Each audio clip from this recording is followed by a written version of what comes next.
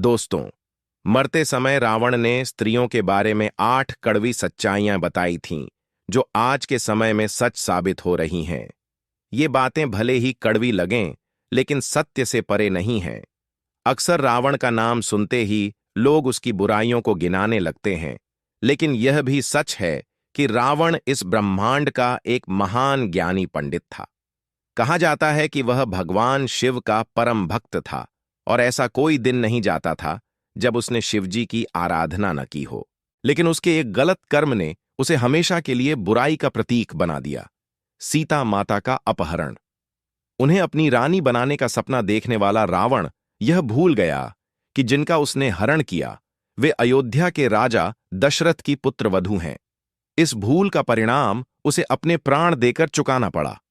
हालांकि एक ज्ञानी पंडित होने के नाते अपने अंतिम समय में रावण ने कई महत्वपूर्ण बातें भी बताई थीं, जो आज भी सीखने योग्य हैं। जिनमें से उसने स्त्रियों की 8 कमजोरियों का उल्लेख किया था। आज हम आपको उन्हीं के बारे में विस्तार से बताएंगे, तो चलिए इस विषय को समझना शुरू करते हैं। दोस्तों, आपसे आग्रह है कि इसे अंत तक अवश्य पढ़ें, क्योंकि अधूरा ज्ञान विष के समान होता है। जब रावण माता सीता का अपहरण करके लंका वापस लौटा, तो उसकी पत्नी मंदोदरी ने उसे समझाने का प्रयास किया। उसने कहा कि सीता एक पतिव्रता स्त्री है और किसी अन्य व्यक्ति की पत्नी का इस तरह हरण करना उचित नहीं है। इस पर रावण ने स्त्रियों की 8 बुराइयों का उल्लेख किया।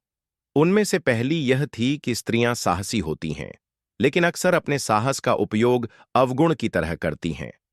रावण का तात्पर्य था कि कई बार स्त्रियां अत्यधिक साहसी होने के कारण ऐसे कार्य कर बैठती हैं जिनका नकारात्मक प्रभाव उनके परिवार और घर पर पड़ता है। यदि साहस दुस्साहस में बदल जाए तो यह लाभ के बजाय हानि पहुंचा सकता है। इसीलिए रावण ने स्त्रियों के इस गुण को एक अवगुण के रूप में प्रस्तुत किया। रावण ने यह बात इसलिए कही थी क्योंकि जब मंदोदरी को पता चला कि उसने श्री राम की धर्मपत्नी सीता जी का हरण कर लिया है, तो वह बेहद घबरा गई और भयभीत हो उठी। जैसे ही रावण महल में प्रवेश करता है, मंदोदरी उससे विनती करती है कि वह श्री राम की पत्नी को वापस कर दे, क्योंकि उसे इस कार्य के परिणामों का भय सता रहा था।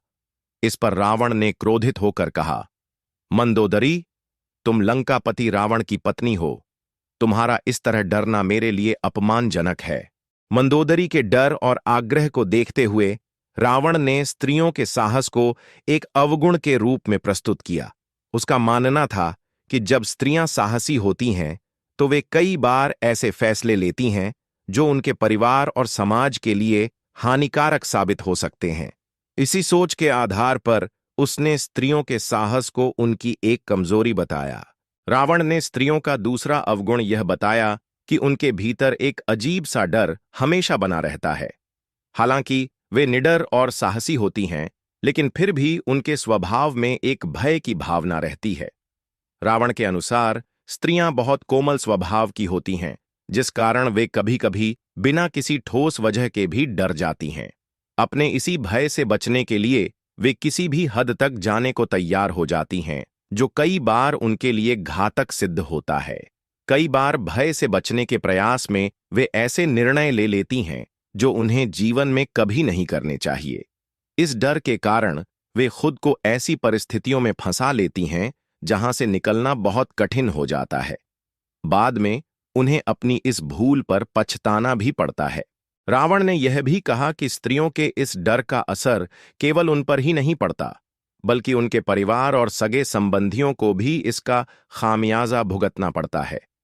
रावण ने स्त्रियों का तीसरा अवगुण यह बताया कि वे झूठ बोलने की आदत से बच नहीं पाती। उसके अनुसार स्त्रियां बिना झूठ बोले रह ही नहीं सकतीं, और यदि एक झूठ छुपाने के लिए 100 और झूठ भी बोलने पड़ें, तो वे बिना झिझक ऐसा करने के लिए तैयार रहती हैं। रावण का मानना था कि स्त्रियों को इस बात की परवाह नहीं होती कि वे किसके सामने और किस तरह का झूठ बोल रही हैं। कई बार यह आदत इतनी स्वाभाविक हो जाती है कि वे बिना किसी विशेष कारण के भी झूठ बोलने लगती हैं। रावण ने यह भी कहा कि इस झूठ की वजह से कई बार रिश्ते और जिंदगियां बर्बाद हो जाती हैं। यह आदत छोटी दिखने के बावजूद गंभीर परिणाम ला सकती है, जिससे न केवल स्त्री स्वयं बल्कि उसके परिवार और आसपास के लोग भी प्रभावित होते हैं। रावण ने स्त्रियों का चौथा अवगुण यह बताया कि वे स्वभाव से अत्यधिक स्वार्थी होती हैं। उसके अनुसार स्त्रियां अपना मतलब निकालने के लिए किसी भी हद तक जा सकती हैं, चाहे इसके लिए उन्हें किसी को धोखा देना पड़े, अपने मार्ग से हटाना पड़े या फिर किसी को झूठे मन से अपनाना पड़े। रावण का मानना था कि स्त्रियां अपने लालच के कारण कुछ भी करने के लिए तैयार हो सकती हैं। वे किसी भी प्रलोभन में फंस सकती हैं और अपने स्वार्थ की पूर्ति के लिए किसी और को भी जाल में फंसा सकती हैं। उसके अनुसार यदि किसी स्त्री के बात करने के तरीके में अचानक बदलाव आ जाए तो सतर्क रहना चाहिए। यह इस बात का संकेत हो सकता है कि वह आपसे कोई काम निकलवाना चाहती है। स्त्रियों का यह स्वभाव यदि नकारात्मक रूप ले ले तो यह उनके और उनके आसपास के लोगों के लिए हानिकारक साबित हो सकता है। रावण ने स्त्रियों का पांचवां अवगुण यह बताया कि वे मन से अत्यंत चंचल होती हैं। उसने यह बात तब कही जब वह अपने जीवन के अंतिम क्षणों में था और लक्ष्मण जी उसके पास खड़े थे। रावण स्वयं एक महान ज्ञानी था, लेकिन साथ ही वह एक राक्षसी का पुत्र भी था, जिससे उसमें मायावी शक्तियां थीं। उसके 10 सिर थे और वह मन को पढ़ने की अपार शक्ति रखता था।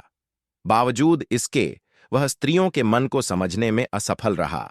रावण के अनुसार स्त्रियों के मन में क्या चल रहा है, यह जान पाना किसी भी मनुष्य के लिए आसान नहीं है।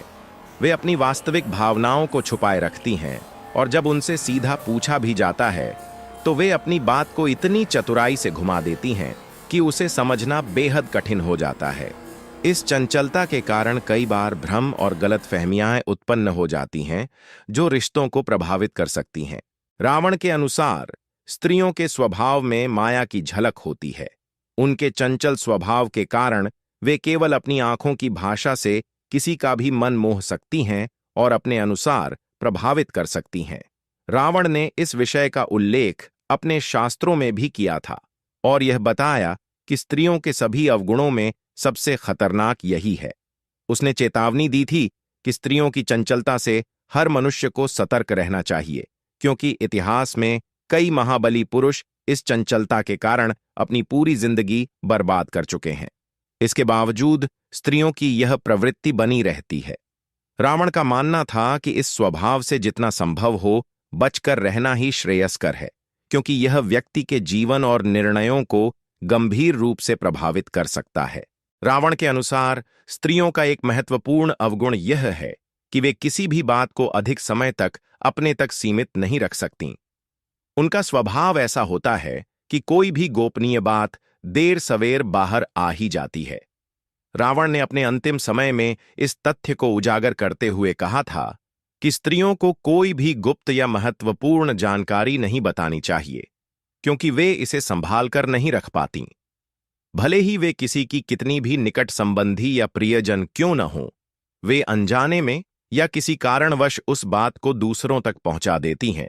इसलिए रावण ने चेतावनी दी थी कि यदि कोई व्यक्ति स्त्री के सामने अपनी गोपनीय बातें साझा करता है तो उसे भविष्य में इसके परिणाम भुगतने के लिए तैयार रहना चाहिए, क्योंकि एक न एक दिन वह रहस्य अवश्य खुल जाएगा। रावण ने स्त्रियों का 7वां अवगुण यह बताया कि उनमें स्वतंत्र रूप से सोचने समझने की क्षमता कम होती है। वे अक्सर बिना तर्क या विवेक के किसी भी सुनी सुनाई बात पर विश्वास कर लेती हैं और उसी के आधार पर निर्णय लेती हैं। रावण ने यह बात अपने अनुभव से सीखी थी, क्योंकि उसकी पत्नी मंदोदरी ने उसकी किसी भी बात को स्वीकार नहीं किया और हमेशा उसके निर्णयों का विरोध किया। इसी आधार पर रावण ने कहा कि स्त्रियां आसानी से किसी भी व्यक्ति के बहकावे में आ जाती हैं, चाहे वह स्त्री हो या पुरुष। बिना गहराई से विचार किए निर्णय लेने की यह प्रवृत्ति कई बार उन्हें बड़ी मुसीबत में डाल देती है। न केवल वे स्वयं कठिनाइयों का सामना करती हैं, बल्कि उनके परिवार वाले भी परेशानियों में घिर जाते हैं। अंततः इसका परिणाम उनके घर परिवार के विनाश के रूप में सामने आ सकता है और तब उन्हें अपने निर्णय पर पछतावा होता है। रावण के अनुसार यह प्रवृत्ति स्त्रियों के लिए हानिकारक साबित हो सकती है। इसलिए उन्हें बिना सोचे समझे किसी भी बात पर विश्वास करने से बचना चाहिए। रावण के अनुसार स्त्रियों का 8वां और अंतिम अवगुण यह था कि वे शुद्धता और स्वच्छता का पर्याप्त ध्यान नहीं रखतीं। उसने स्त्रियों की तुलना शौच से करते हुए कहा कि वे स्वभाव से अशुद्ध होती हैं। रावण का मत था कि भले ही स्त्रियां खुद को सोने, चांदी और हीरे के आभूषणों से सजा लें, लेकिन फिर भी उनकी आंतरिक शुद्धता पर प्रश्न चिन्ह बना रहता है। रावण ने इस अवगुण का उल्लेख करते हुए कहा कि स्त्रियां स्वच्छता के प्रति उतनी जागरूक नहीं होतीं जितनी होनी चाहिए। हालांकि यह विचार रावण की व्यक्तिगत सोच और उस काल की धारणाओं पर आधारित था। समय के साथ समाज में स्त्रियों की भूमिका और गुणों को लेकर कई दृष्टिकोण बदले हैं। दोस्तों, वैसे तो स्त्रियों में कई अच्छाइयां भी होती हैं, लेकिन यह कुछ 8 अवगुण हैं जिनके बारे में रावण ने बताया था, और इन्हें सुनकर आप बखूबी जान सकते हैं कि स्त्रियों के अंदर क्या-क्या अवगुण होते हैं और क्या नहीं। दोस्तों, रावण ने जितने भी अवगुण के बारे में बताया है, आपके हिसाब से आज के समय में कितना सही है? हमें कमेंट करके जरूर बताएं।